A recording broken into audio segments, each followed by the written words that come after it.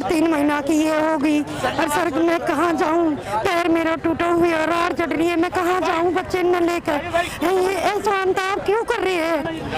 Sir देखिए, हमें भी कोई मज़ा नहीं आता कि हम इतने बड़े नेता का इस तरह से जुलूस निकालें, लेकिन इन्होंने ये सब करने पर हमें मजबूर कर दिया है जो सड़क पर है। नमस्कार, आप देख रहे हैं लाइव टीवी इंडिया और मैं आपके साथ जुनैद अंसारी। अभी मौजूद हूँ मैं दिल्ली में और मेरे पीछे आपको दिखा सकता हूँ कि जो कर्मचारी है दिल्ली सरकार के कर्मचारी हैं और जो डिस्पेंसरी यानी अस्पताल में काम करते हैं, इनके पोस्ट है सुपर कम चौकीदार और नर्सिंग। और साफ तौर पर इनका आरोप है, ये कह रहे हैं कि 3 महीने से जो है इनकी सैलरी नहीं आई है। लगभग 15 सालों से ऊपर के वर्ष के यहाँ काम और सेवा दे रहे हैं, लेकिन अभी तक इनको परमानेंट भी नहीं किया गया है। तो तमाम यहाँ पे लगभग 24 दिनों से ये धरना चल रहा है सड़कों पर है, लेकिन सरकार ने क्या सुना क्या नहीं सुना ये जानने की कोशिश करेंगे। हमारे साथ सबसे पहले बातचीत करते हैं सुप्रीम कोर्ट के सीनियर वकील जो है भानु प्रताप जी से बातचीत करते हैं। सर पहले तो स्वागत है आपका। बहुत बहुत शुक्रिया जी। क्या दिक्कत होगी, क्यों सड़कों पर आ जाते हैं? देखिए, ये जो धरना है ये धरना 1 अगस्त से चल रहा है और आज 24 अगस्त है, तो 24 दिन इस धरने को चलते हुए हो गए। और ये धरना चल रहा है आदरणीय डीसी कपिल साहब, जरा इधर दिखाएं, आदरणीय इंजीनियर डीसी कपिल साहब जो ठेकेदारी हटाओ राष्ट्रीय संयुक्त मोर्चा इसके राष्ट्रीय अध्यक्ष, इनके नेतृत्व में चल रहा है ये धरना। और ये 585 टोटल कर्मचारी हैं दिल्ली सरकार की जो डिस्पेंसरी हैं, उन डिस्पेंसरी में ये सारे लोग नर्सिंग ऑर्डरली का काम करते हैं और स्वीपर कम चौकीदार का काम करते हैं। इन्हें 15 से 20 साल हो गई काम करते हुए, आज भी ये डेली वेजेस पे हैं। और जो मिनिमम वेज दिल्ली गवर्नमेंट में आज 18,000 है, वो भी इनको नहीं मिलता। इसके अलावा इनको लगभग 15,000 रुपए के लगभग तनख्वाह मिलती है। जबकि जो काम ये करते हैं वही काम दिल्ली गवर्नमेंट में जो परमानेंट जो एम्प्लॉय हैं, नियमित कर्मचारी जो है, उनको 70,000 से ज्यादा मिलते हैं। उनको सारी मेडिकल फैसिलिटी मिलती है, हफ्ते में 1 दिन का जो है उनको रेस्ट मिलता है। इनको रेस्ट नहीं मिलेगा, अगर रेस्ट लेंगे तो इनकी तनख्वाह कटेगी उसमें से। कोई मेडिकल फैसिलिटी नहीं है, कोई पीपीएफ का इनका जो वो नहीं है किसी भी तरह का, कोई ग्रेचुइटी वगैरह की कोई इनको सुविधा नहीं है। और 15-20 साल हो गए और आज भी परमानेंट नहीं है, आज भी डेली वेजेस पे हैं। और पिछले जो सबसे गंभीर बात यह है कि पिछले 4 महीने अब हो गए हैं। इन 4 महीनों में हम 24 दिन से तो धरने पे हैं, लेकिन उससे पहले 3 महीने सरकार ने इनसे काम करा लिया, लेकिन इनकी तनख्वाह नहीं दी। 3 महीने की इनकी तनख्वाह सरकार ने अभी नहीं दी है। ये स्थिति इनकी है और ये जो है एक तरह से संविधान के खिलाफ है। जो बेगारी, मतलब आप किसी से काम करा लो उसको तनख्वाह ना दो और सरकार ये काम करे, इससे जो उनको हो नहीं सकता। तो 3 महीने से इनको तनख्वाह नहीं दी है, इनसे काम करा लिया है और अभी भी देने को तैयार नहीं है और परमानेंट करने को तैयार नहीं है। इसीलिए हम लोग इस बात को लेकर लगातार धरने पर हैं।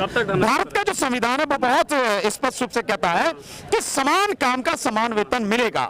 और दिल्ली हाईकोर्ट के सहित और कई वेरियस हाईकोर्ट्स हैं देश में और सुप्रीम कोर्ट उन्होंने बार बार कहा है कि जो संवैधानिक प्रावधान है समान काम का समान वेतन, वो हर जो मजदूर है उसको मिलना चाहिए, चाहे वो डेली वेजेस पे हो चाहे कॉन्ट्रैक्ट बेसिस पे हो, कैसे भी हो, काम तो वही करा ना, वो इसलिए उसको वो सारी चीजें मिलनी चाहिए, लेकिन इनको नहीं मिल रही। 1 अगस्त से धरना चल रहा है, आज 24 दिन हो गए और आगे जब तक सरकार इनको परमानेंट नहीं करेगी हम सब इसी तरह से धरना करेंगे और जरूरत पड़ी तो भूख हड़ताल पर भी जाएंगे।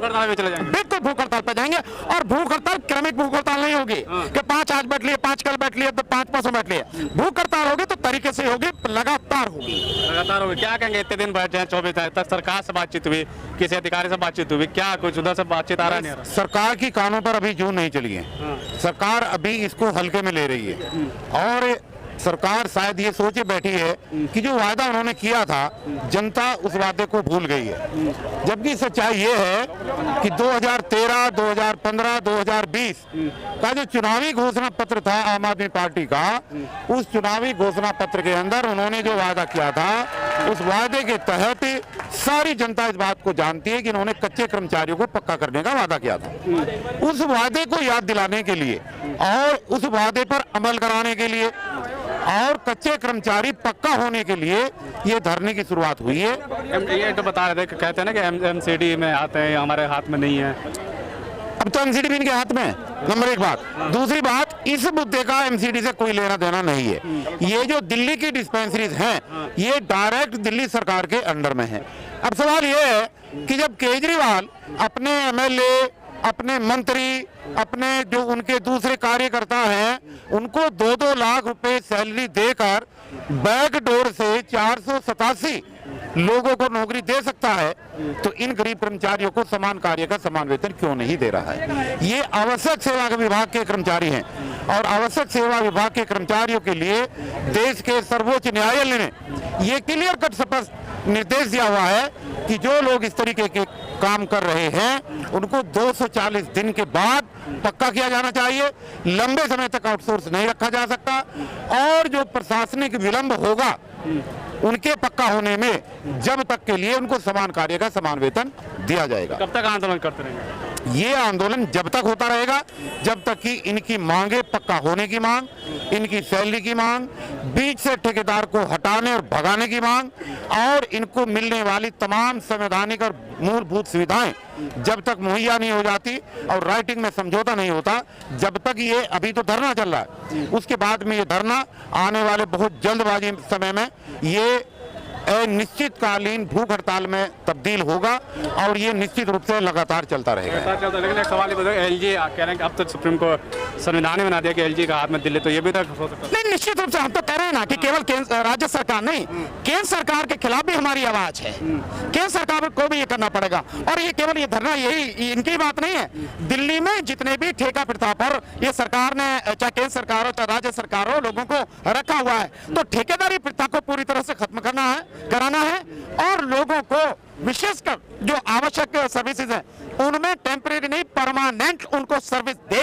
सरकार। ये तब तक लगातार आंदोलन अब चलेगा और केंद्र सरकार ये ना समझे कि भाई ये राज्य सरकार के खिलाफ नहीं। भाई जब सब कुछ आपने हाथ में ले ही लिया, आपने केंद्र सरकार ने ले लिया, तो फिर आप कैसे बचे रहेंगे? तो केंद्र सरकार भी इसमें शामिल है, केंद्र सरकार को भी, लेकिन सामने इसलिए क्यों रखा गया कि राज्य सरकार को कि रिकमेंड तो यही करेगी ना, सरकार के प्रतिनिधित्व तो यही कर रहे हैं ना, रिकमेंड तो यही करेगी। कुछ नहीं बोला अभी तक? नहीं, कुछ नहीं, किसी भी तरह की कोई बात नहीं है। तो सरकार अभी ये समझ रही है कि सब वैसे ही हैं, लेकिन ये धरना निश्चित रूप से जब तक इन्हें परमानेंट नहीं किया जाएगा तब तक चलेगा, हटेगा नहीं। लेकिन में आप देखेंगे कि जो बहुत बड़ी संख्या है वो महिलाओं की है और राज्य सरकार भी, केंद्र सरकार भी ये देख रहे, जो केंद्र सरकार कहती है कि बेटी बचाओ बेटी पढ़ाओ, ये बेटियां हैं, ये माएँ हैं, ये बहनें हैं जो सड़क पर हैं। देखो जरा इनका क्या हाल है, मतलब ये स्थिति है, बेगारी करा रही है सरकार, तनख्वाह नहीं दे रही है, परमानेंट नहीं कर रही है। ये सब पूरा कवर कीजिए आप। देखो साफ तौर पर आप देख सकते हैं बहुत सारी महिलाएं भी यहाँ पे तादाद में हैं और यहाँ पे बैठी हुई सड़कों पर जानने की कोशिश कर क्या दिक्कत हो रही है? हमें 3 महीने की सैलरी नहीं दी जा रही है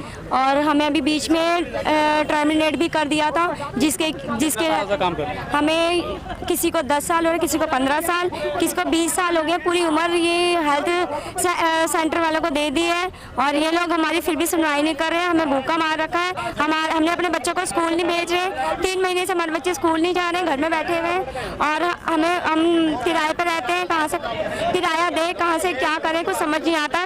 ये सरकार सुनती नहीं है, बिल्कुल ही हमारी तरफ से बहरी गूंगी अंधी हो गई है, जैसे कि इन्होंने सुनना बंद कर दिया है, बिल्कुल ही।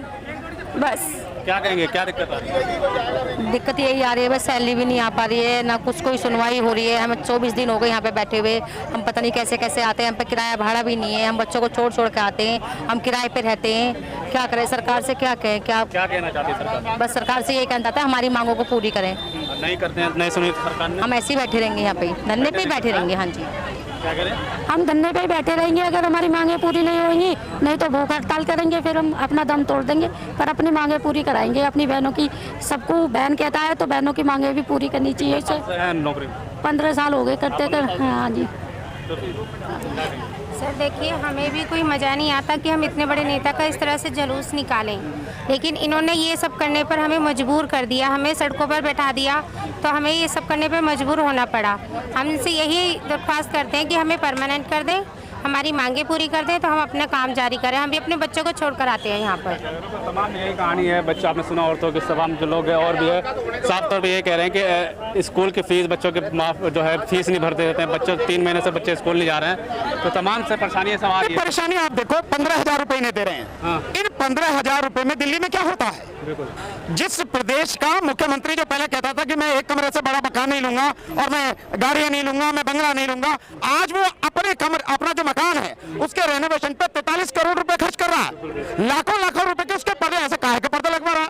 तो और 43 करोड़, इन सबकी तनख्वाह 1 साल की 43 करोड़ नहीं बनेगी।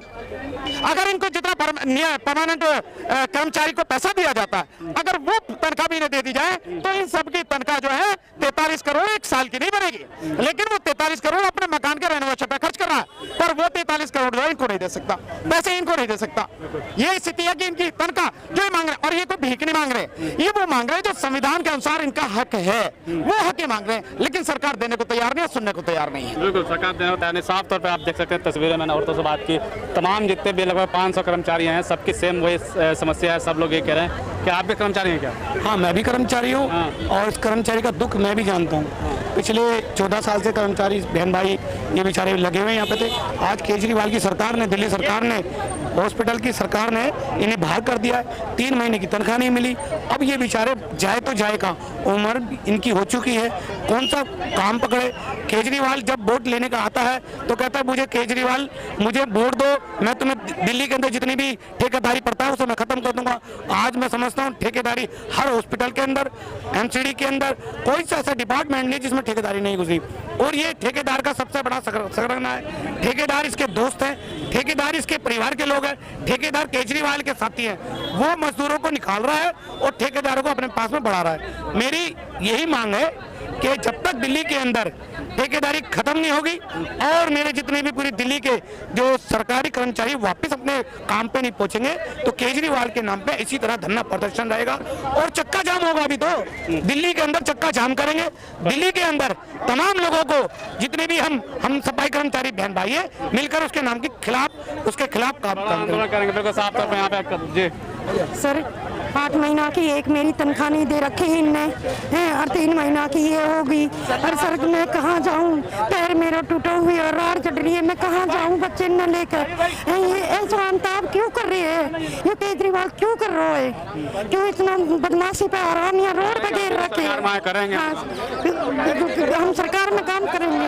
8 महीना की एक नहीं दे रखी है इसने, इनको 8 महीने से तनख्वाह नहीं मिली है, 8 महीने से तनख्वाह इनको नहीं मिली। अब आप देख लीजिए इनकी हालत देख लीजिए, और जो हालत सरकार ने कर रखे हैं, मैं समझता हूँ सरकार की बेशर्मी की कोई सीमा नहीं है। दूसरा, मैं आपके माध्यम से एक निवेदन करना चाहूंगा आपसे भी और सारे मीडिया के साथियों से, जिस तरह से आप लोगों ने बाकी सारे आंदोलन कवर किए हैं, चाहे दिल्ली में जंतर मंतर पर महिला पहलवानों का आंदोलन हो, ये आंदोलन भी उसी तरह का बहुत गंभीर आंदोलन है। 16 साल से 20 साल से शोषण हो रहा है और कोई आवाज उठाने को तैयार नहीं है। तो प्लीज इस आंदोलन को भी कवर कीजिए, लोगों तक जो अन्याय सरकारें कर रही हैं, राज्य सरकारें, केंद्र सरकारें, वो बातें लोगों तक पहुंचाइए।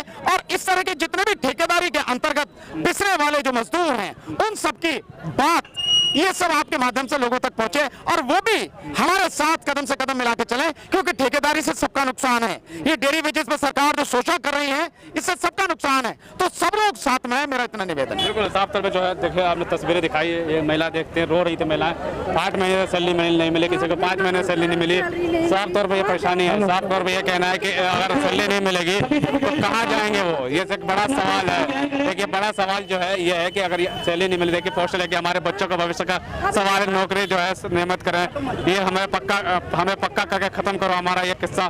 साफ तौर पे बहुत सारी मांग को लेकर ऐसे 500 कर्मचारी जो है, चाहे महिलाएं हैं, वो जो है 8-8 महीने सैलरी नहीं मिली, सबका जो है एक बड़ा सवाल है, एक दर्द जो है सरकार से सुननी होगी, सरकार से मांगे। अब देखने वाली बात होगी कि आखिर इन सरकार कब जो इनकी बातें सुनती है। साफ तौर पर इन्होंने चेतावनी दे दी, अगर सरकार हमारी बातें नहीं सुनती है तो अभी तो हड़ताल है, उसके बाद भूख हड़ताल होगा और यह हो सकता है आंदोलन और भी बड़ा हो। उम्मीद करते हैं कि सरकार जल्द से जल्द इनकी बातें